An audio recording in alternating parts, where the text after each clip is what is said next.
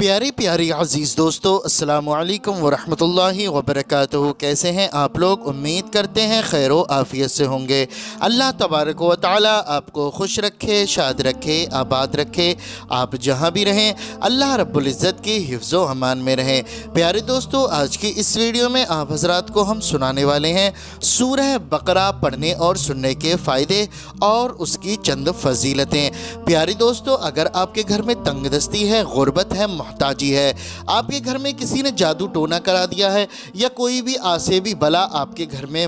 मुब्तला है और आप बहुत ही ज़्यादा परेशानियों में रहते हैं, तो आप बिल्कुल भी मायूस ना हो। आप हजरात सूरह बकरा की तिलावत करें और अपने घर से तमाम जिन्नाती असरात, तमाम शैतानी असरात को से आप निजात पा सकते हैं अगर आप सूरह बकरा पढ़ना जानते हैं। अगर पढ़ना नहीं जानते हैं तो सिर्फ सुन लिया करें। प्यारी दोस्तों, अल्लाह रब्बुल इज़्ज़त जितना सवाब कुरान मजीद पढ़ने में अता फरमाता है उतना ही सवाब कुरान मजीद सुनने में भी अता फरमाता है। तो मैं आप लोगों से गुजारिश करता हूँ, आप लोग सूरह बकरा की तिलावत कर लिया करें। नहीं तो अभी हम इस वीडियो में आप हजरात को पढ़कर सुनाएंगे, आप उसको ध्यान से सुनते रहें। प्यारे दोस्तों, सूरह बकरा पढ़ने और सुनने के बेशुमार फ़ायदे हैं, बेशुमार इसकी फजीलतें हैं। प्यारे दोस्तों, सूरह बकरा में 40 रुकू और 286 आयतें हैं और कुरान मजीद की सबसे बड़ी सूरह और अल्हम्दु शरीफ के बाद दूसरे नंबर की ये सूरह है, सूरह अल बकरा। प्यारे दोस्तों, मैं आप लोगों से गुजारिश करता हूँ, आप लोग पढ़ लिया करें या फिर आप लोग सुन लिया करें। हम आपको हदीस शरीफ सुना देते हैं। हज़रत अबू उमामा बाहिली रदियल्लाहु ताला अन्हो से रिवायत है, नबी करीम सल्लल्लाहु ताला अलैहि वसल्लम ने इरशाद फरमाया, कुरान पाक की तिलावत किया करो क्योंकि वो क़यामत के दिन अपनी तिलावत करने वालों की शफाअत करेगा। और दो रोशन सूरतें यानी सूरह बकरा और सूरह आले इमरान पढ़ा करो क्योंकि ये दोनों क़यामत के दिन इस तरह आएंगी जिस तरह दो बादल हों या दो साइबान हों या दो उड़ते हुए परिंदों की कतारें हों, और ये दोनों सूरतें अपने पढ़ने वालों की शफाअत करेगी। सूरह बकरा पढ़ा करो क्योंकि इसको पढ़ते रहने में बरकत है और ना पढ़ने में सवाब से महरूम रह जाने पर हसरत है और जादूगर इसका मुकाबला करने की ताकत नहीं रखते। हज़रत अबू हुरैरा रदियल्लाहु ताला अन्हु से रिवायत है, हुज़ूर पुरनूर सल्लल्लाहु ताला अलैहि वसल्लम ने इरशाद फरमाया, अपने घरों को कब्रिस्तान ना बनाओ, यानी अपने घरों में इबादत किया करो और शैतान उस घर से भागता है जिसमें सूरह बकरा की तिलावत की जाती है। प्यारे दोस्तों, आप इससे अंदाज़ा लगा सकते हैं कि सूरह बकरा पढ़ने की कितनी बड़ी फजीलतें हैं और कितने इसके फ़वाइद हैं। आपसे गुजारिश करता हूं, आप लोग हमारे कहने से आप एक मर्तबा ज़रूर सुने। अगर आपको सुकून हासिल हो तो आप इसको रोज़ाना सुन लिया करें। अल्लाह रब्बुल इज़्ज़त बरकतें अता फरमाएगा। अल्लाह तबारक व तआला की बारगाह में दुआ है, अल्लाह रब्बुल इज़्ज़त हमें और आपको ज़्यादा से ज़्यादा नमाज़ों की पाबंदी करने की तौफ़ीक़ अता फरमाए, हमारे रिज़्क़ में, कारोबार में बेशुमार बरकतें अता फरमाए। जो भाई बहन इस वीडियो को देख रहे हैं, सुन रहे हैं, अल्लाह तबारक व तआला सूरह बकरा के सदक़े में उन तमाम लोगों की परेशानियों को दूर फरमाए। कर्ज़ में मुब्तला हैं, कर्ज़ से रिहाई अता फरमाए। उनके घर में कोई शख्स बीमार है, अल्लाह रब्बुल इज़्ज़त शिफा अता फरमाए और रिज़्क़ में, कारोबार में फरावानी अता फरमाए।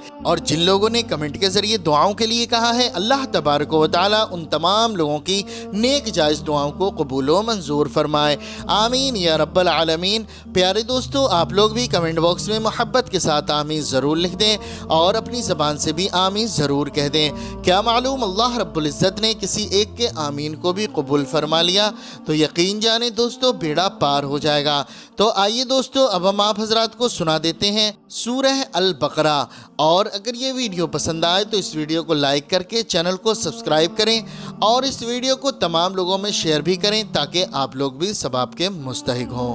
अऊज़ु बिल्लाहि मिनश शैतानिर रजीम, बिस्मिल्लाहिर रहमानिर रहीम, अल्हम्दुलिल्लाहि रब्बिल आलमीन, अर्रहमानिर रहीम, मालिकि यौमिद्दीन, इय्याका नअबुदु व इय्याका नस्तईन, इहदिनस सिरातल मुस्तकीम, सिरातल लज़ीना अनअमता अलैहिम, गैरिल मग़दूबि अलैहिम वलद्दाल्लीन। बिस्मिल्लाहिर रहमानिर रहीम, अलिफ लाम मीम, ज़ालिकल किताबु ला रैब फ़ीहि हुदल लिल मुत्तक़ीन अल्लज़ीना युमिनून बिल गैबि व युक़ीमूनस सलाता व मिम्मा रज़क़नाहुम युनफ़िक़ून। वल्लज़ीन युमिनून बिमा उन्ज़िल इलैका वमा उन्ज़िल मिन क़ब्लिक वबिल आखिरति हुम यूक़िनून उलाइका अला हुदम मिन रब्बिहिम व उलाइका हुमुल मुफ़्लिहून इन्नल्लज़ीन कफ़रू सवाउन अलैहिम अअन्ज़रतहुम अम लम तुन्ज़िरहुम ला युमिनून ख़तमल्लाहु अला क़ुलूबिहिम व अला समइहिम व अला अबसारिहिम ग़िशावा व लहुम अज़ाबुन अज़ीम वमिनन्नासि मन यक़ूलु आमन्ना बिल्लाहि व बिल यौमिल आखिर वमा हुम बिमुमिनीन युखादिऊन अल्लाह वल्लज़ीन आमनू वमा यख़दऊन इल्ला अन्फुसहुम वमा यशऊरून फ़ी क़ुलूबिहिम मरदुन फ़ज़ादहुमुल्लाहु मरदा वलहुम अज़ाबुन अलीमुन बिमा कानू यकज़िबून व इज़ा क़ील लहुम ला तुफ़सिदू फ़िल अर्दि क़ालू इन्नमा नहनु मुस्लिहून अला इन्नहुम हुमुल मुफ़सिदून वलाकिन ला यशऊरून व इज़ा क़ील लहुम आमिनू कमा आमनन नास क़ालू व नुअमिनु कमा आमनस सुफ़हा अला इन्नहुम हुमुस सुफ़हा वलाकिन ला यअलमून व इज़ा लक़ुल लज़ीना आमनू क़ालू आमन्ना व इज़ा ख़लऊ इला शयातीनिहिम क़ालू इन्ना मअकुम इन्नमा नहनु मुस्तहज़िऊन अल्लाहु यस्तहज़िउ बिहिम व यमुद्दुहुम फ़ी तुग़यानिहिम यअमहून उलाइका अल्लज़ीना इस्तगबु ज़लालत बिलहुदा फमा रबिहत तिजारतुहुम वमा कानू मुहतदीन मसलुहुम कमसलिल्लज़ी इस्तवक़द नारा फलम्मा अज़ाअत मा हौलहु ज़हबल्लाहु बिनूरिहिम व तरकहुम फ़ी ज़ुलुमातिन ला युबसिरून सुम्मुन बुक्मुन उम्युन फ़हुम ला यरजिऊन औ कसय्यिबिन मिनस समाइ फ़ीहि ज़ुलुमातुन व रअदुन व बर्क़ यजअलून असाबिअहुम फ़ी आज़ानिहिम मिनस सवाइक़ि हज़रल मौत वल्लाहु मुहीतुम बिल काफिरीन यकादुल बर्क़ु यख़्तफ़ु अबसारहुम कुल्लमा अज़ाअ लहुम मशौ फ़ीहि व इज़ा अज़लम अलैहिम क़ामू वलौ शाअ अल्लाहु लज़हब बिसमइहिम व अबसारिहिम इन्नल्लाहा अला कुल्लि शैइन क़दीर या अय्युहन्नासु उअ्बुदू रब्बकुम अल्लज़ी ख़लक़कुम वल्लज़ीना मिन क़ब्लिकुम लअल्लकुम तत्तक़ून अल्लज़ी जअल लकुमुल अर्ज़ फ़िराशन वस्समाअ बिनाअ व अंज़ल मिनस समाइ माअन फ़अख़रज बिही मिनस समराति रिज़क़न लकुम फ़ला तजअलू लिल्लाहि अंदादन व अंतुम तअलमून व इन कुंतुम फ़ी रैबिन मिम्मा नज़्ज़लना अला अब्दिना फ़अतू बिसूरतिन मिन मिस्लिहि वदउू शुहदाअकुम मिन दूनिल्लाहि इन कुंतुम सादिक़ीन फ़इन लम तफ़अलू व लम तफ़अलू फ़त्तक़ुन्नार अल्लती वक़ूदुहा अन्नासु वल हिजारा उइद्दत लिलकाफ़िरीन वबश्शिरिल्लज़ीना आमनू व अमिलुस्सालिहाति अन्न लहुम जन्नातिन तजरी मिन तहतिहल अनहार कुल्लमा रुज़िक़ू मिनहा मिन समरतिर रिज़क़न क़ालू हाज़ा रुज़िक़ना मिन क़ब्लु व उतू बिही मुतशाबिहा वलहुम फ़ीहा अज़वाजुम मुतहहरतुन वहुम फ़ीहा ख़ालिदून इन्नल्लाह ला यस्तहयी अन यज़रिब मसलन मा बऊदतन फमा फ़ौक़हा फ़अम्मल्लज़ीना आमनू फ़यअलमून अन्नहुल हक़्क़ु मिन रब्बिहिम व अम्मल्लज़ीना कफ़रू फ़यक़ूलून माज़ा अरादल्लाहु बिहाज़ा मसला युज़िल्लु बिही कसीरन व यहदी बिही कसीरा वमा युज़िल्लु बिही इल्लल फ़ासिक़ीन الذين ينقضون عهد الله من بعد ميثاقه ويقطعون ما أمر الله به أن يوصل ويفسدون في الأرض أولئك هم الخاسرون كيف تكفرون بالله وكنتم أمواتا فأحياكم ثم يميتكم ثم يحييكم ثم إليه ترجعون هو الذي خلق لكم ما في الأرض جميعا ثم استوى إلى السماء فسواهن 7 سماوات وهو بكل شيء عليم وإذ قال ربك للملائكة إني جاعل في الأرض خليفة قالوا وتجعل فيها من يفسد فيها ويسفك الدماء ونحن نسبح بحمدك ونقدس لك قال إني أعلم ما لا تعلمون وعلم آدم الأسماء كلها ثم عرضهم على الملائكة فقال أنبئوني بأسماء هؤلاء إن كنتم صادقين قالوا سبحانك لا علم لنا إلا ما علمتنا إنك أنت العليم الحكيم قال يا آدم آدم أنبئهم بأسمائهم فلما أنبأهم بأسمائهم قال ألم أقل لكم إني أعلم غيب السماوات والأرض وأعلم ما تبدون وما كنتم تكتمون وإذا قلنا للملائكة اسجدوا لآدم فسجدوا إلا إبليس أبى واستكبر وكان من الكافرين وقلنا يا آدم اسكن أنت وزوجك الجنة وكلا منها رغدا حيث شئتما ولا تقربا هذه الشجرة فتكونا من الظالمين فأزلهما الشيطان عنها فأخرجهما مما كانا فيه وقلنا اهبطوا بعضكم لبعض عدو ولكم في الأرض مستقر ومتاع إلى حين فتلقى آدم من ربه كلمات فتاب عليه إنه هو التواب الرحيم قلنا اهبطوا منها جميعا فإما يأتينكم مني هدى فمن تبع هداي فلا خوف عليهم ولا هم يحزنون والذين كفروا وكذبوا بآياتنا أولئك أصحاب النار هم فيها خالدون يا بني إسرائيل اذكروا نعمتي التي أنعمت عليكم وأوفوا بعهدي أوف بعهدكم وإياي فارهبون وآمنوا بما أنزلت مصدقا لما معكم ولا تكونوا أول كافر به ولا تشتروا بآياتي ثمنا قليلا وإياي فاتقون ولا تلبسوا الحق بالباطل وتكتموا الحق وأنتم تعلمون وأقيموا الصلاة وآتوا الزكاة واركعوا مع الراكعين أتأمرون الناس بالبر وتنسون أنفسكم وأنتم تتلون الكتاب أفلا تعقلون واستعينوا بالصبر والصلاة وإنها لكبيرة إلا على الخاشعين الذين يظنون أنهم ملاقو ربهم وأنهم إليه راجعون يا بني إسرائيل اذكروا نعمتي التي أنعمت عليكم وأني فضلتكم على العالمين واتقوا يوما لا تجزي نفس عن نفس شيئا ولا يقبل منها شفاعة ولا يؤخذ منها عدل ولا هم ينصرون وإذا نجيناكم من آل فرعون يسومونكم سوء العذاب يذبحون أبناءكم ويستحيون نساءكم وفي ذلكم بلاء من ربكم عظيم وإذ فرقنا بكم البحر فأنجيناكم وأغرقنا آل فرعون وأنتم تنظرون وإذا واعدنا موسى 40 ليلة ثم اتخذتم العجل من بعده وأنتم ظالمون ثم عفونا عنكم من بعد ذلك لعلكم تشكرون وإذا آتينا موسى الكتاب والفرقان لعلكم تهتدون وإذا قال موسى لقومه يا قوم إنكم ظلمتم أنفسكم باتخاذكم العجل فتوبوا إلى بارئكم فاقتلوا أنفسكم ذلكم خير لكم عند بارئكم فتاب عليكم إنه هو التواب الرحيم وإذا قلتم يا موسى لن نؤمن لك حتى نرى الله جهرة فأخذتكم الصاعقة وأنتم تنظرون ثم بعثناكم من بعد موتكم لعلكم تشكرون وظللنا عليكم الغمام وأنزلنا عليكم المن والسلوى كلوا من طيبات ما رزقناكم وما ظلمونا ولكن كانوا أنفسهم يظلمون وإذا قلنا ادخلوا هذه القرية فكلوا منها حيث شئتم رغدا وادخلوا الباب سجدا وقولوا حطة نغفر لكم خطاياكم وسنزيد المحسنين فبدل الذين ظلموا قولا غير الذي قيل لهم فأنزلنا على الذين ظلموا رجزا من السماء بما كانوا يفسقون وإذ استسقى موسى لقومه فقل اضرب بعصاك الحجر فانفجرت منه 12 عينا قد علم كل أناس مشربهم كلوا واشربوا من رزق الله ولا تعثوا في الأرض مفسدين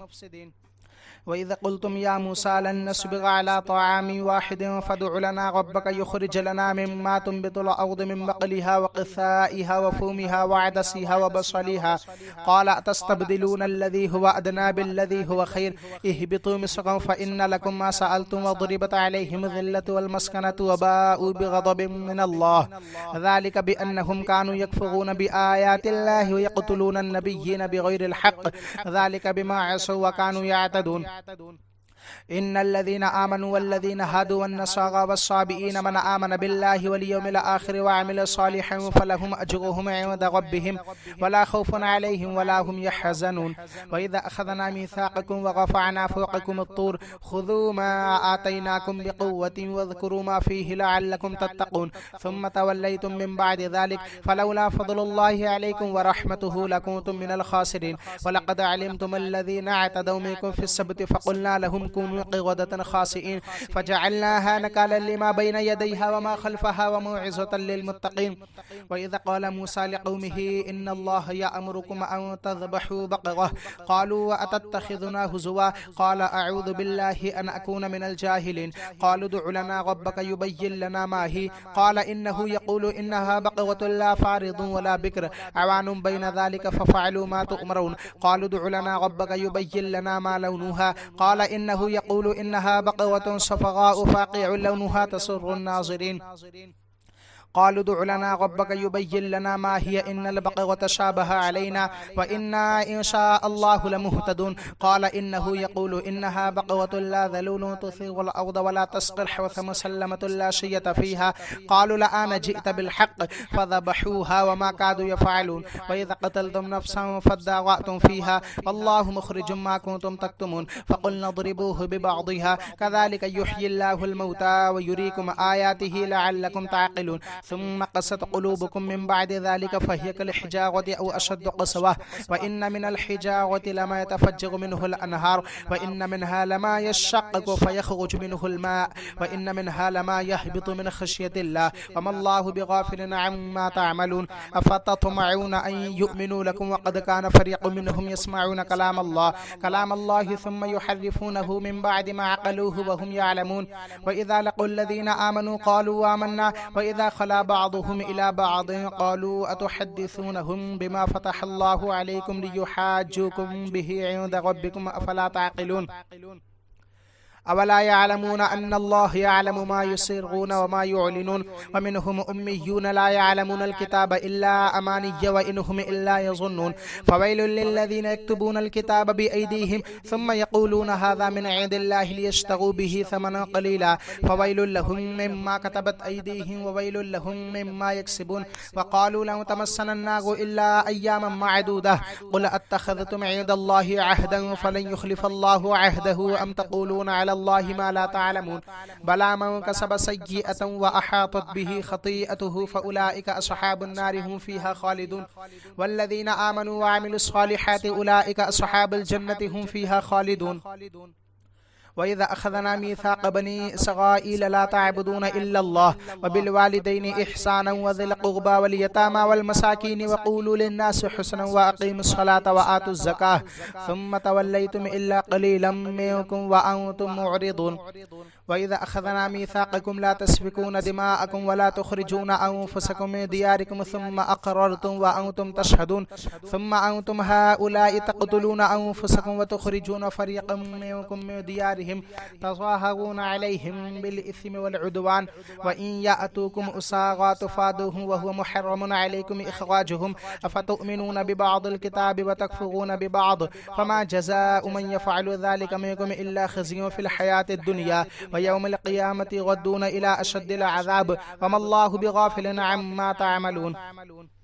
أولئك الذين اشتروا الحياة الدنيا بالآخرة فلا يخفف عنهم العذاب ولا هم ينصرون. ولقد آتينا موسى الكتاب وقفينا من بعده بالرسل وآتينا عيسى بن مريم البينات وأيدناه بروح القدس أفكلما جاءكم رسول بما لا تهوى أنفسكم استكبرتم ففريقا كذبتم وفريقا تقتلون وقالوا قلوبنا غلف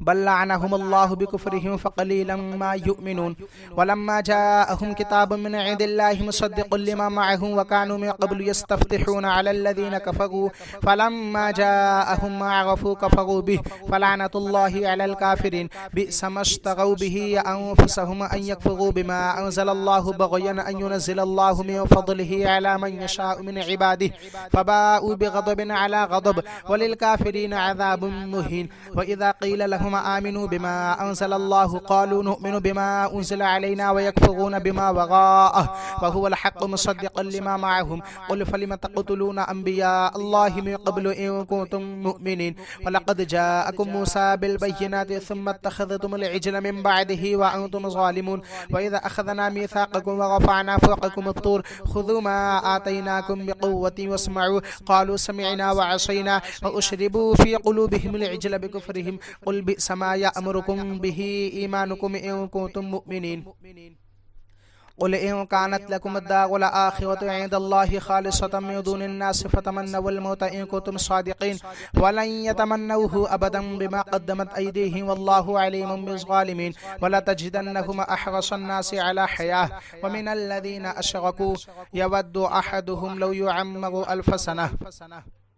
وما هو بمزحزحه من العذاب أن يعمر والله بصير بما يعملون قل من كان عدوا لجبريل فإنه نزله على قلبك بإذن الله مصدقا لما بين يديه وهدى وبشرى للمؤمنين من كان عدوا لله وملائكته ورسله وجبريل وميكال فإن الله عدو للكافرين ولقد أنزلنا إليك آيات بينات وما يكفر بها إلا الفاسقون وكلما عاهدوا عهدا نبذه فريق منهم بل أكثرهم لا يؤمنون ولما جاءهم رسول من عند الله مصدق لما معهم نبذ فريق من الذين أوتوا الكتاب كتاب الله وراء ظهورهم كأنهم لا يعلمون واتبعوا ما تتلو الشياطين على ملك سليمان وما كفر سليمان ولكن الشياطين كفروا يعلمون الناس السحر وما أنزل على الملكين ببابل هاروت وماروت وما يعلمان من أحد حتى يقولا إنما نحن فتنة فلا تكفر فيتعلمون منهما ما يفرقون به بين المرء وزوجه وما هم بضارين به من أحد إلا بإذن الله ويتعلمون ما يضرهم ولا ينفعهم ولقد علموا لمن اشتراه ما له في الآخرة من خلاق ولبئس ما شروا به أنفسهم لو كانوا يعلمون ولو أنهم آمنوا واتقوا لمثوبة من عند الله خير لو كانوا يعلمون يا أيها الذين آمنوا لا تقولوا راعنا وقولوا انظرنا واسمعوا وللكافرين عذاب أليم ما يود الذين كفروا من أهل الكتاب وللمشركين أن ينزل عليكم من خير من ربكم والله يختص برحمته من يشاء والله ذو الفضل العظيم ما ننسخ من آية أو ننسها نأتي بخير منها أو مثلها ألم تعلم أن الله على كل شيء قدير ألم تعلم أن الله له ملك السماوات والأرض وما لكم من دون الله من ولي ولا نصير أم تريدون أن تسألوا رسولكم كما سئل موسى من قبل ومن يتبدل الكفر بالإيمان فقد ضل سواء السبيل ود كثير من أهل الكتاب لو يغضونكم من بعد إيمانكم كفارا حسدا من عند أنفسهم من بعد ما تبين لهم الحق فاعفوا واصفحوا حتى يأتي الله بأمره إن الله على كل شيء قدير وأقيموا الصلاة وآتوا الزكاة وما تقدموا لأنفسكم من خير تجدوه عند الله إن الله بما تعملون بصير وقالوا لن يدخل الجنة إلا من كان هودا أو نصارى تلك أمانيهم قل هاتوا برهانكم إن كنتم صادقين بلى من أسلم وجهه لله وهو محسن فله أجره عند ربه ولا خوف عليهم ولا هم يحزنون وقالت اليهود ليست النصارى على شيء وقالت النصارى ليست اليهود على شيء وهم يتلون الكتاب كذلك قال الذين لا يعلمون مثل قولهم فالله يحكم بينهم يوم القيامة فيما كانوا فيه يختلفون ومن أظلم ممن منع مساجد الله أن يذكر فيها اسمه وسعى في خرابها أولئك ما كان لهم أن يدخلوها إلا خائفين لهم في الدنيا خزي ولهم في الآخرة عذاب عظيم ولله المشرق والمغرب فأينما تولوا فثم وجه الله إن الله واسع عليم وقالوا اتخذ الله ولدا سبحانه بل له ما في السماوات والأرض كل له قانتون بديع السماوات والأرض وإذا قضى أمرا فإنما يقول له كن فيكون وقال الذين لا يعلمون لولا يكلمنا الله أو تأتينا آية كذلك قال الذين من قبلهم مثل قولهم تشابهت قلوبهم قد بينا الآيات لقوم يوقنون إنا أرسلناك بالحق بشيرا ونذيرا ولا تسأل عن أصحاب الجحيم ولن ترضى عنك اليهود ولا النصارى حتى تتبع ملتهم قل إن هدى الله هو الهدى ولئن اتبعت أهواءهم بعد الذي جاءك من العلم ما لك من الله من ولي ولا نصير الذين آتيناهم الكتاب يتلونه حق تلاوته أولئك يؤمنون به ومن يكفر به فأولئك هم الخاسرون يا بني إسرائيل اذكروا نعمتي التي أنعمت عليكم وأني فضلتكم على العالمين واتقوا يوما لا تجزي نفس عن نفس شيئا ولا يقبل منها عدل ولا تنفعها شفاعة ولا هم ينصرون وإذ ابتلى إبراهيم ربه بكلمات فأتمهن قال إني جاعلك للناس إماما قال ومن ذريتي قال لا ينال عهد الظالمين وإذ جعلنا البيت مثابة للناس وأمنا واتخذوا من مقام إبراهيم مصلى وعهدنا إلى إبراهيم وإسماعيل أن طهرا بيتي للطائفين والعاكفين والركع السجود وإذا قال إبراهيم رب اجعل هذا بلدنا آمنا وارزق أهله من الثمرات من آمن منهم بالله واليوم الآخر قال ومن كفر فأمتعه قليلا ثم أضطره إلى عذاب النار وبئس المصير وإذ يرفع إبراهيم القواعد من البيت وإسماعيل ربنا تقبل منا إنك أنت السميع العليم ربنا وجعلنا مسلمين لك ومن ذريتنا أمة مسلمة لك وأرنا مناسكنا وتب علينا إنك أنت التواب الرحيم ربنا وبعث فيهم رسولا منهم يتلو عليهم آياتك ويعلمهم الكتاب والحكمة ويزكيهم إنك أنت العزيز الحكيم ومن يرغب عن ملة إبراهيم إلا من سفه نفسه ولقد اصطفيناه في الدنيا وإنه في الآخرة لمن الصالحين إذا قال له ربه أسلم قال أسلمت لرب العالمين ووصى بها إبراهيم بنيه ويعقوب يا بني إن الله اصطفى لكم الدين فلا تموتن إلا وأنتم مسلمون أم كنتم شهداء إذا حضر يعقوب الموت إذا قال لبنيه ما تعبدون من بعدي قالوا نعبد إلهك وإله آبائك إبراهيم وإسماعيل وإسحاق إله واحدا ونحن له مسلمون تلك أمة قد خلت لها ما كسبت ولكم ما كسبتم ولا تسألون عما كانوا يعملون وقالوا كونوا هدى أو نصارى تهتدوا قل بل ملة إبراهيم حنيفا وما كان من المشركين قولوا آمنا بالله وما أنزل إلينا وما أنزل إلى إبراهيم وإسماعيل وإسحاق ويعقوب والأسباط وما أوتي موسى وعيسى وما أوتي النبيون من ربهم لا نفرق بين أحد منهم ونحن له مسلمون فإن آمنوا بمثل ما آمنتم به فقد اهتدوا وإن تولوا فإنما هم في شقاق فسيكفيكهم الله وهو السميع العليم صبغة الله ومن أحسن من الله صبغة ونحن له عابدون قل أتحاجوننا في الله وهو ربنا وربكم ولنا أعمالنا ولكم أعمالكم ونحن له مخلصون أم تقولون إن إبراهيم وإسماعيل وإسحاق ويعقوب والأسباط كانوا هودا أو نصارى قل أأنتم أعلم أم الله ومن أظلم ممن كتم شهادة عنده من الله وما الله بغافل عما تعملون تلك أمة قد خلت لها ما كسبت ولكم ما كسبتم ولا تسألون عما كانوا يعملون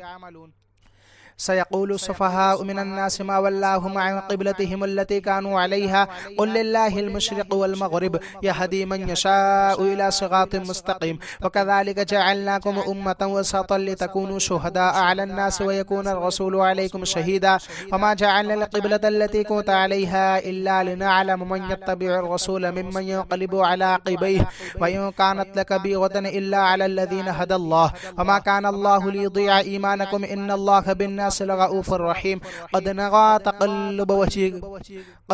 تقلب وجهك في السماء فلنولينك قبلة ترضاها فول وجهك شطر المسجد الحرام وحيث ما كنتم فولوا وجوهكم شطره وإن الذين أوتوا الكتاب لا يعلمون أنه الحق من ربهم وما الله بغافل عما يعملون ولئن أتيت الذين أوتوا الكتاب بكل آية ما تبعوا قبلتك وما أنت بتابع قبلتهم وما بعضهم بتابع قبلة بعض ولئن اتبعت أهواءهم من بعد ما جاءك من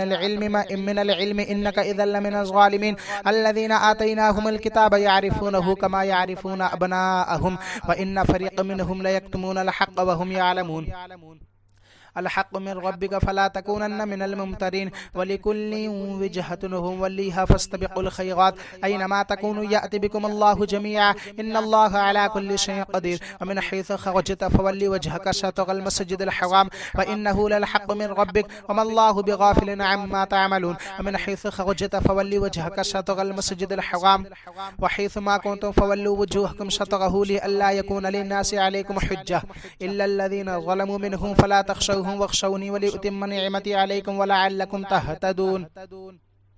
كما أرسلنا فيكم رسولا منكم يتلو عليكم آياتنا ويزكيكم ويعلمكم الكتاب والحكمة ويعلمكم ما لم تكونوا تعلمون فاذكروني أذكركم واشكروا لي ولا تكفرون يا أيها الذين آمنوا استعينوا بالصبر والصلاة إن الله مع الصابرين ولا تقولوا لمن يقتل في سبيل الله أموات بل أحياء ولكن لا تشعرون ولنبلونكم بشيء من الخوف والجوع ونقص من الأموال والأنفس والثمرات وبشر الصابرين الصابرين الذين إذا أصابتهم مصيبة قالوا إنا لله وإنا إليه راجعون أولئك عليهم صلوات من ربهم ورحمة وأولئك هم المهتدون إن الصفا والمروة من شعائر الله فمن حج البيت أو اعتمر فلا جناح عليه أن يطوف بهما ومن تطوع خيرا فإن الله شاكر عليم إن الذين يكتمون ما أنزلنا من البينات والهدى من بعد ما بيناه للناس في الكتاب أولئك يلعنهم الله ويلعنهم اللاعنون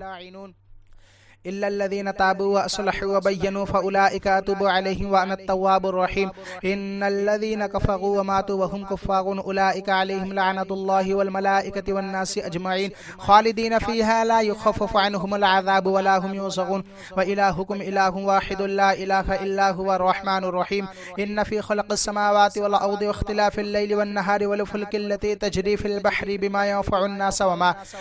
أنزل الله من السماء من ماء فأحيا به الأرض بعد موتها وبث فيها من كل دابة وتصريف الرياح والسحاب المسخر بين السماء والأرض لآيات لقوم يعقلون ومن الناس من يتخذ من دون الله أندادا يحبونهم كحب الله والذين آمنوا أشد حبا لله ولو يرى الذين ظلموا إذ يرون العذاب أن القوة لله جميعا وأن الله شديد العذاب إذ تبرأ الذين اتبعوا من الذين اتبعوا ورأوا العذاب وتقطعت بهم الأسباب وقال الذين اتبعوا لو أن لنا كرة فنتبرأ منهم كما تبرأوا منا كذلك يريهم الله أعمالهم حسرات عليهم وما هم بخارجين من النار يا أيها الناس كلوا مما في الأرض حلالا طيبا ولا تتبعوا خطوات الشيطان إنه لكم عدو مبين إنما يأمركم بالسوء والفحشاء وأن تقولوا على الله ما لا تعلمون وإذا قيل لهم اتبعوا ما أنزل الله قالوا بل نتبع ما ألفينا عليه آباءنا أولو كان آباؤهم لا يعقلون شيئا ولا يهتدون ومثل الذين كفروا كمثل الذين يعق بما لا يسمع إلا دعاء ونداء صم بكم عمي فهم لا يعقلون يا أيها الذين آمنوا كلوا من طيبات ما رزقناكم واشكروا لله إن كنتم إياه تعبدون إنما حرم عليكم الميتة والدم ولحم الخنزير وما أهل به لغير الله فمن اضطر غير باغ ولا عاد فلا إثم عليه إن الله غفور رحيم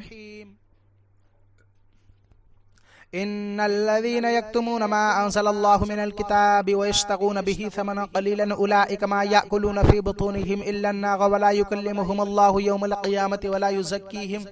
ولهم عذاب أليم أولئك الذين اشتروا الضلالة بالهدى والعذاب بالمغفرة فما أصبرهم على النار ذلك بأن الله نزل الكتاب بالحق وإن الذين اختلفوا في الكتاب لفي شقاق بعيد ليس البر أن تولوا وجوهكم قبل المشرق والمغرب ولكن البر من آمن بالله واليوم الآخر والملائكة والكتاب والنبيين وآتى المال على حبه ذوي القربى واليتامى والمساكين وابن السبيل والسائلين وفي الرقاب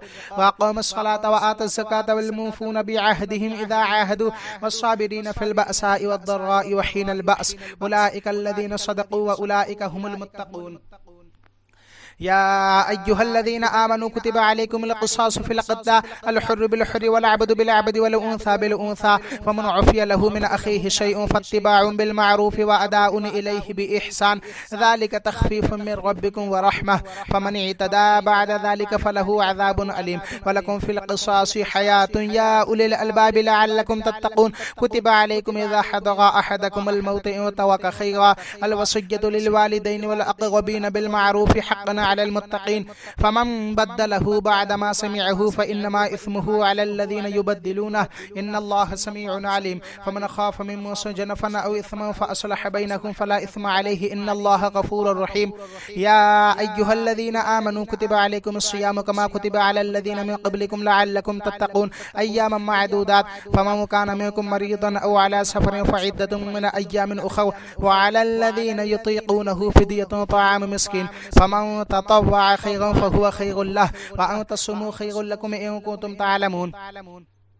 شهر رمضان الذي أنزل فيه القرآن هدى للناس وبينات من الهدى والفرقان فما شهد منكم الشهر فليصمه ومن كان مريضا أو على سفر فعدة من أيام أخر يريد الله بكم اليسر ولا يريد بكم العسر ولتكملوا العدة ولتكبروا الله على ما هداكم ولعلكم تشكرون وإذا سألك عبادي عني فإني قريب أجيب دعوة الداعي إذا دعاني فليستجيبوا لي وليؤمنوا بي لعلهم يرشدون أحل لكم ليلة الصيام الرفث إلى نسائكم هن لباس لكم وأنتم لباس لهن علم الله أنكم كنتم تختانون أنفسكم فتاب عليكم وعفى عنكم فالآن باشروهن وابتغوا ما كتب الله لكم وكلوا واشربوا حتى يتبين لكم الخيط الأبيض من الخيط الأسود من الفجر ثم أتموا الصيام إلى الليل ولا تباشروهن وأنتم عاكفون في المساجد تلك حدود الله فلا تقربوها كذلك يبين الله آياته للناس لعلهم يتقون ولا تأكلوا أموالكم بينكم بالباطل وتدلوا بها إلى الحكام لتأكلوا فريقا من أموال الناس بالإثم وأنتم تعلمون يسألونك عن الأهلة قل هي مواقيت للناس والحج وليس البر بأن تأتوا البيوت من ظهورها ولكن البر من اتقى وأتوا البيوت من أبوابها واتقوا الله لعلكم تفلحون وقاتلوا في سبيل الله الذين يقاتلونكم ولا تعتدوا إن الله لا يحب المعتدين وقتلوهم حيث قفتموهم وأخرجوهم من حيث أخرجوكم والفتنة أشد من القتل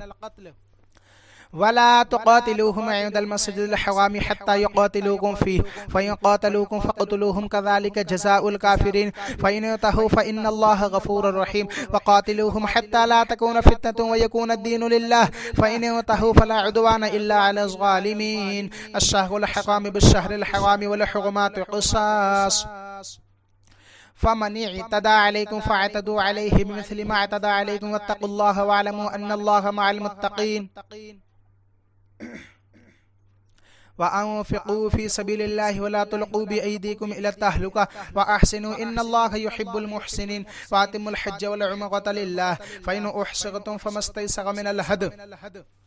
ولا تحلقوا رؤوسكم حتى يبلغ الهدي محله فمن كان منكم مريضا أو به أذى من رأسه ففدية من صيام أو صدقة أو نسك فإذا أمنتم فمن تمتع بالعمرة إلى الحج فما استيسر من الهدي فمن لم يجد فصيام 3 أيام في الحج و7 إذا رجعتم تلك 10 كاملة ذلك لمن لم يكن أهله حاضر المسجد الحرام واتقوا الله واعلموا أن الله شديد العقاب الحج أشهر معلومات فمن فرض فيهن الحج فلا رفث ولا فسوق ولا جدال في الحج وما تفعلوا من خير يعلمه الله وتزودوا فإن خير الزاد التقوى واتقون يا أولي الألباب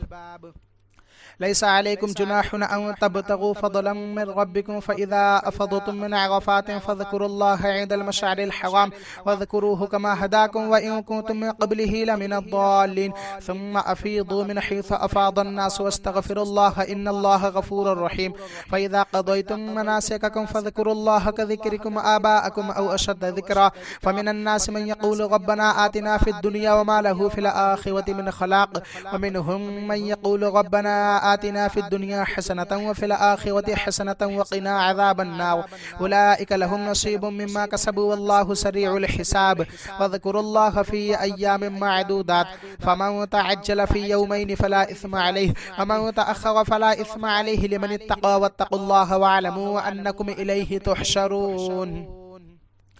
ومن الناس من يعجبك قوله في الحياة الدنيا ويشهد الله على ما في قلبه وهو ألد الخصام وإذا تولى سعى في الأرض ليفسد فيها ويهلك الحرث والنسل والله لا يحب الفساد وإذا قيل له اتق الله أخذته العزة بالإثم فحسبه جهنم ولبئس المهاد ومن الناس من يشري نفسه ابتغاء مرضات الله والله رؤوف بالعباد يا أيها الذين آمنوا ادخلوا في السلم كافة ولا تتبعوا خطوات الشيطان إنه لكم عدو مبين فإن زللتم من بعد ما جاءتكم البينات فاعلموا أن الله عزيز حكيم هل ينظرون إلا أن يأتيهم الله في ظلل من الغمام والملائكة وقضي الأمر وإلى الله ترجع الأمور سل بني إسرائيل كما آتيناهم من آية بينة ومن يبدل نعمة الله من بعد ما جاءته فإن الله شديد العقاب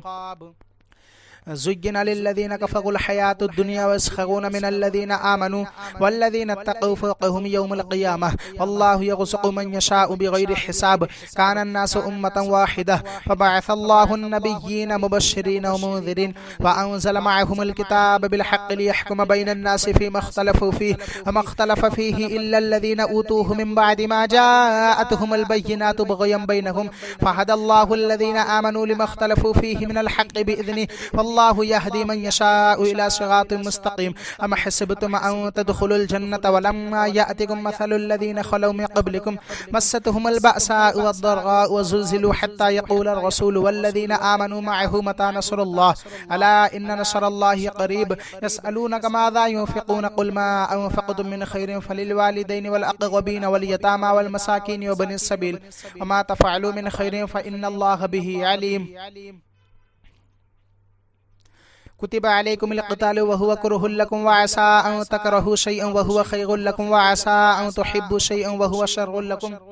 والله يعلم وأنتم لا تعلمون. يسألونك عن الشهر الحرام قتال فيه قل قتال فيه كبير وصد عن سبيل الله وكفر به والمسجد الحرام وإخراج أهله منه أكبر عند الله والفتنة أكبر من القتل ولا يزالون يقاتلونكم حتى يغدوكم عن دينكم إن استطاعوا ومن يرتد منكم عن دينه فيمت وهو كافر فأولئك حبطت أعمالهم في الدنيا والآخرة وأولئك أصحاب النار هم فيها خالدون. إن الذين آمنوا والذين هاجروا وجاهدوا في سبيل الله أولئك يرجون رحمة الله والله غفور رحيم. يسألونك عن الخمر والميسر قل فيهما إثم كبير ومنافع للناس وإثمهما أكبر من نفعهما ويسألونك ماذا ينفقون قل العفو كذلك يبين الله لكم الآيات لعلكم تتفكرون في الدنيا والآخرة. ويسألونك عن اليتامى قل إصلاح لهم خير وإن تخالطوهم فإخوانكم والله يعلم المفسد من المصلح ولو شاء الله لأعنتكم إن الله عزيز حكيم. ولا تنكحوا المشركات حتى يؤمن ولا أمة مؤمنة خير من مشركة ولو أعجبتكم ولا تنكحوا المشركين حتى يؤمنوا ولا عبد مؤمن خير من مشرك ولو أعجبكم أولئك يدعون إلى النار والله يدعو إلى الجنة والمغفرة بإذنه ويبين آياته للناس لعلهم يتذكرون. ويسألونك عن المحيض قل هو أذى فاعتزلوا النساء في المحيض ولا تقربوهن حتى يطهرن فإذا تطهرن فأتوهن من حيث أمركم الله إن الله يحب التوابين ويحب المتطهرين. نساؤكم حرث لكم فأتوا حرثكم أن شئتم وقدموا لأنفسكم واتقوا الله واعلموا أنكم ملاقوه وبشر المؤمنين. ولا تجعلوا الله عرضة لأيمانكم أن تبروا وتتقوا وتصلحوا بين الناس والله سميع عليم. لا يؤاخذكم الله باللغو في أيمانكم ولكن يؤاخذكم بما كسبت قلوبكم والله غفور حليم. للذين يؤلون من نسائهم تربص 4 أشهر فإن فاءوا فإن الله غفور رحيم وإن عزم الطلاق فإن الله سميع عليم. والمطلقات يتربصن بأنفسهن 3 قروء ولا يحل لهن أن يكتمن ما خلق الله في أرحامهن إن كن يؤمن بالله واليوم الآخر وبعولتهن أحق بغدهن في ذلك إن أرادوا إصلاحا ولهن مثل الذي عليهن بالمعروف وللرجال عليهن درجة والله عزيز حكيم. الطلاق 2 فإمساك بمعروف أو تسريح بإحسان ولا يحل لكم أن تأخذوا مما آتيتموهن شيئا إلا أن يخافا ألا يقيما حدود الله فإن خفتم ألا يقيما حدود الله فلا جناح عليهما فيما افتدت به تلك حدود الله فلا تعتدوها ومن يتعد حدود الله فأولئك هم الظالمون. فإن طلقها فلا تحل له من بعد حتى تنكح زوجا غيره فإن طلقها فلا جناح عليهما أن يتراجعا إن ظنا أن يقيما حدود الله وتلك حدود الله يبينها لقوم يعلمون. وإذا طلقتم النساء فبلغن أجلهن فأمسكوهن بمعروف بمعروف أو سرحوهن بمعروف ولا تمسكوهن ضغاغا لتعتدوا ومن يفعل ذلك فقد ظلم نفسه ولا تتخذوا آيات الله هزوا وذكروا نعمة الله عليكم وما أنزل عليكم من الكتاب والحكمة يعظكم به واتقوا الله واعلموا أن الله بكل شيء عليم وإذا طلقتم النساء فبلغن أجلهن فلا تعضلوهن أن ينكحن أزواجهن إذا تغاضوا بينهم بالمعروف ذلك يوعظ به من كان منكم يؤمن بالله واليوم الآخر ذلكم أزكى لكم وأطهر والله يعلم وأنتم لا تعلمون والوالدات يرضعن أولادهن حولين كاملين لمن أراد أن يتم الرضاعة وعلى المولود له رزقهن وكسوتهن بالمعروف لا تكلف نفس إلا وسعها لا تضار والدة بولدها ولا مولود له بولده وعلى الوارث مثل ذلك فإن أرادا فصالا عن تراض منهما وتشاور فلا جناح عليهما وإن أردتم أن تسترضعوا أولادكم فلا جناح عليكم إذا سلمتم ما آتيتم بالمعروف واتقوا الله واعلموا أن الله بما تعملون بصير والذين يتوفون منكم ويذرون أزواجا يتربصن بأنفسهن 4 أشهر وعشرا فإذا بلغن أجلهن فلا جناح عليكم فيما فعلن في أنفسهن بالمعروف والله بما تعملون خبير ولا جناح عليكم فيما عرضتم به من خطبة النساء أو أكننتم في أنفسكم علم الله أنكم ستذكرونهن ولكن لا تواعدوهن سرا إلا أن تقولوا قولا معروفا ولا تعزموا عقدة النكاح حتى يبلغ الكتاب أجله واعلموا أن الله يعلم ما في أنفسكم فاحذروه واعلموا أن الله غفور حليم لا جناح عليكم إن طلقتم النساء ما لم تمسوهن أو تفرضوا لهن فريضة ومتعوهن على الموسع قدره وعلى المقتر قدره متاعا بالمعروف حقا على المحسنين وإن طلقتموهن من قبل أن تمسوهن وقد فرضتم لهن فريضة فنصف ما فرضتم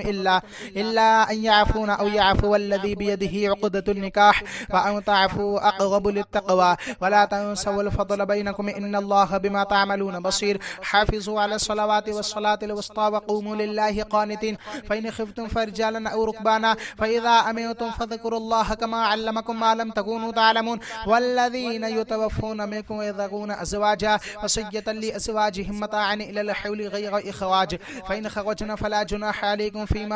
فيما فعلن في أنفسهن من معروف والله عزيز حكيم وللمطلقات متاع بالمعروف حقا على المتقين كذلك يبين الله لكم آياته لعلكم تعقلون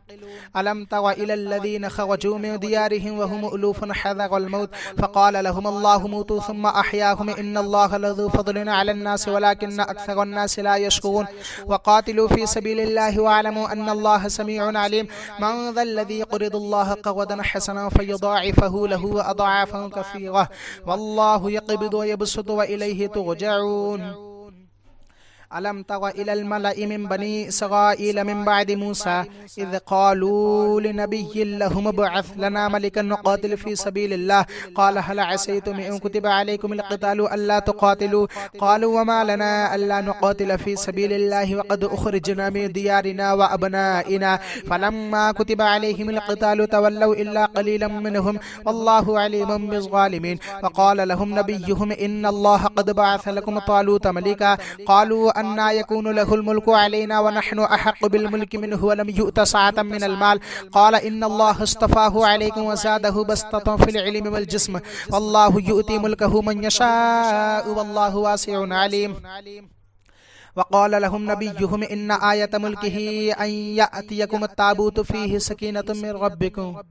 وبقية مما ترك آل موسى وآل هارون تحمله الملائكة إن في ذلك لآية لكم إن كنتم مؤمنين فلما فصل طالوت بالجنود قال إن الله مبتليكم بنهر فمن شرب منه فليس مني ومن لم يطعمه فإنه مني إلا من اغترف غرفة بيده فشربوا منه إلا قليلا منهم فلما جاوزه هو والذين آمنوا معه قالوا لا طاقة لنا اليوم بجالوت وجنوده قال الذين يظنون أنهم ملاقوا الله كم من فئة قليلة غلبت فئة كثيرة بإذن الله والله مع الصابرين ولما بغسوا لجالوت وجنوده قالوا ربنا أفرغ علينا صبرا وثبت أقدامنا وانصرنا على القوم الكافرين فهزموهم بإذن الله وقتل طالوت جالوت وآتاه الله الملك والحكمة وعلمه مما يشاء ولولا دفع الله الناس بعضهم ببعض لفسدت الأرض ولكن الله ذو فضل على العالمين تلك آيات الله نتلوها عليك بالحق وإنك لمن المرسلين تلك الرسل فضلنا بعضهم على بعض منهم من كلم الله ورفع بعضهم درجات وآتينا عيسى ابن مريم البينات وأيدناه بروح القدس ولو شاء الله ما اقتتل الذين من بعدهم من بعد ما جاءتهم البينات ولكن اختلفوا فمنهم من آمن ومنهم من كفر ولو شاء الله ما اقتتلوا ولكن الله يفعل ما يريد يا أيها الذين آمنوا وأنفقوا مما رزقناكم من قبل أن يأتي يوم لا بيع فيه ولا خلة ولا شفاعة والكافرون هم الظالمون الله لا إله إلا هو الحي القيوم لا تأخذه سنة ولا نوم له ما في السماوات وما في الأرض من ذا الذي يشفع عنده إلا بإذنه يعلم ما بين أيديهم وما خلفهم ولا يحيطون بشيء من علمه إلا بما شاء وسع كرسيه السماوات والأرض ولا يؤوده حفظهما وهو العلي العظيم لا إكراه في الدين قد تبين الرشد من الغي فمن يكفر بالطاغوت ويؤمن بالله فقد استمسك بالعروة الوثقى لا انفصام لها والله سميع عليم الله ولي الذين آمنوا يخرجهم من الظلمات إلى النور والذين كفروا أولياؤهم الطاغوت يخرجونهم من النور إلى الظلمات أولئك أصحاب النار هم فيها خالدون ألم تر إلى الذي حاج إبراهيم في ربه أن آتاه الله الملك إذ قال إبراهيم ربي الذي يحيي ويميت قال أنا أحيي وأميت قال إبراهيم فإن الله يأتي بالشمس من المشرق فأت بها من المغرب فبهت الذي كفر والله لا يهدي القوم الظالمين أو كالذي مر على قرية وهي خاوية على عروشها قال أنى يحيي هذه الله بعد موتها فأماته الله 100 عام ثم بعثه قال كم لبثت قال لبثت يوما أو بعض يوم قال بل لبثت 100 عام فانظر إلى طعامك وشرابك لم يتسنه وانظر إلى حمارك ولنجعلك آية للناس وانظر إلى العظام كيف ننشزها ثم نكسوها لحما فلما تبين له قال أعلم أن الله على كل شيء قدير وإذا قال إبراهيم ربي أرني كيف تحيي الموتى قال أولم تؤمن قال بلى ولكن ليطمئن قلبي قال فخذ 4 من الطير فصغهن إليك ثم جعل على كل جبل منهن جزءا ثم دعوهن يأتينك سعيا واعلم أن الله عزيز حكيم مثل الذين ينفقون أموالهم في سبيل الله كمثل حبة أنبتت 7 سنابل في كل سنبلة 100 حبة والله يضاعف لمن يشاء والله واسع عليم الذين ينفقون أموالهم في سبيل الله ثم لا يتبعون ما أنفقوا منا ولا أذى لهم أجرهم عند ربهم ولا خوف عليهم ولا هم يحزنون قول معروف ومغفرة خير من صدقة يتبعها أذى والله غني حليم يا أيها الذين آمنوا لا تبطلوا صدقاتكم بالمن والأذى كالذي ينفق ماله رئاء الناس ولا يؤمن بالله واليوم الآخر فمثله كمثل صفوان عليه تراب فأصابه وابل فتركه صلدا لا يقدرون على شيء مما كسبوا والله لا يهدي القوم الكافرين ومثل الذين ينفقون أموالهم ابتغاء مرضات الله وتثبيتا من أنفسهم كمثل جنة بربوة أصابها وابل فآتت أكلها ضعفين فإن لم يصبها وابل فطل والله بما تعملون بصير أيود أحدكم أن تكون له جنة من نخيل وأعناب تجري من تحتها الأنهار له فيها من كل الثمرات وأصابه الكبر وله ذرية ضعفاء فأصابها إعصار فيه نار فاحترقت كذلك يبين الله لكم الآيات لعلكم تتفكرون يا أيها الذين آمنوا وأنفقوا من طيبات ما كسبتم ومما أخرجنا لكم من الأرض ولا تيمموا الخبيث منه تنفقون ولستم بآخذيه إلا أن تغمضوا فيه واعلموا أن الله غني حميد الشيطان يعدكم الفقر ويأمركم بالفحشاء والله يعيدكم مغفرة منه وفضلا والله واسع عليم يؤتي الحكمة من يشاء ومن يؤت الحكمة فقد أوتي خيرا كثيرا وما يذكر إلا أولو الألباب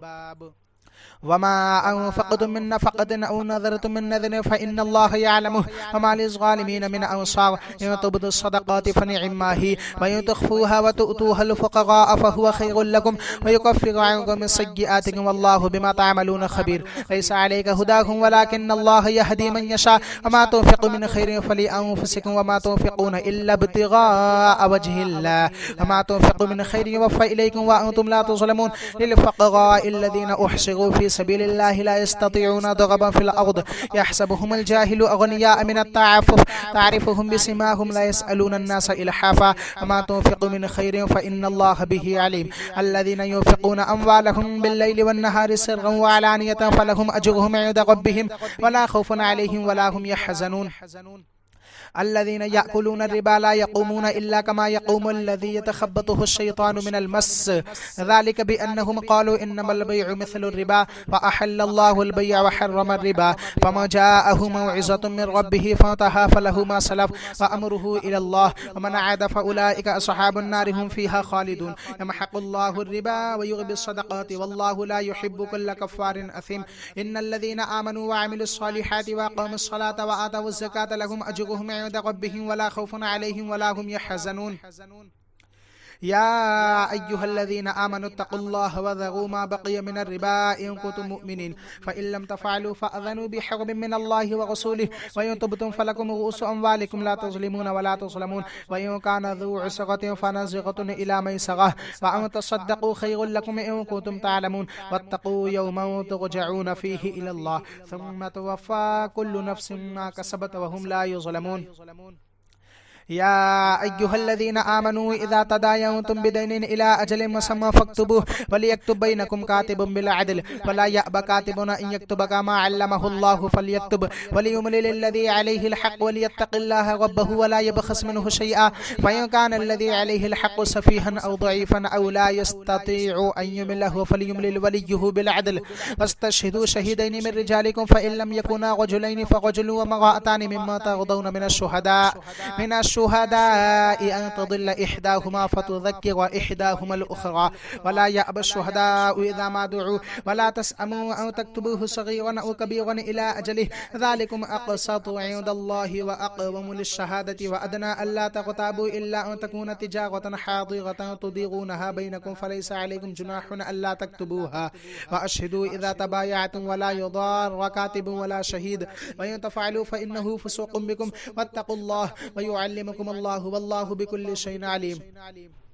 وإن كنتم على سفر ولم تجدوا كاتبا فرهان مقبوضة فإن أمن بعضكم بعضا فليؤدي الذي اؤتمن أمانته وليتق الله ربه ولا تكتم الشهادة ومن يكتمها فإنه آثم قلبه والله بما تعملون عليم لله ما في السماوات وما في الأرض وإن تبدوا ما في أنفسكم أو تخفوه يحاسبكم به الله فيغفر لمن يشاء ويعذب من يشاء والله على كل شيء قدير آمن الرسول بما أنزل إليه من ربه والمؤمنون كلنا آمن بالله وملائكته وكتبه ورسله لا نفرق بين أحد من رسله وقالوا سمعنا وأطعنا غفرانك ربنا وإليك المصير لا يكلف الله نفسا إلا وسعها لها ما كسبت وعليها ما اكتسبت ربنا لا تؤاخذنا إن نسينا أو أخطأنا ربنا ولا تحمل علينا إصرا كما حملته على الذين من قبلنا ربنا ولا تحملنا ما لا طاقة لنا به واعف عنا واغفر لنا وارحمنا أنت مولانا فانصرنا على القوم الكافرين.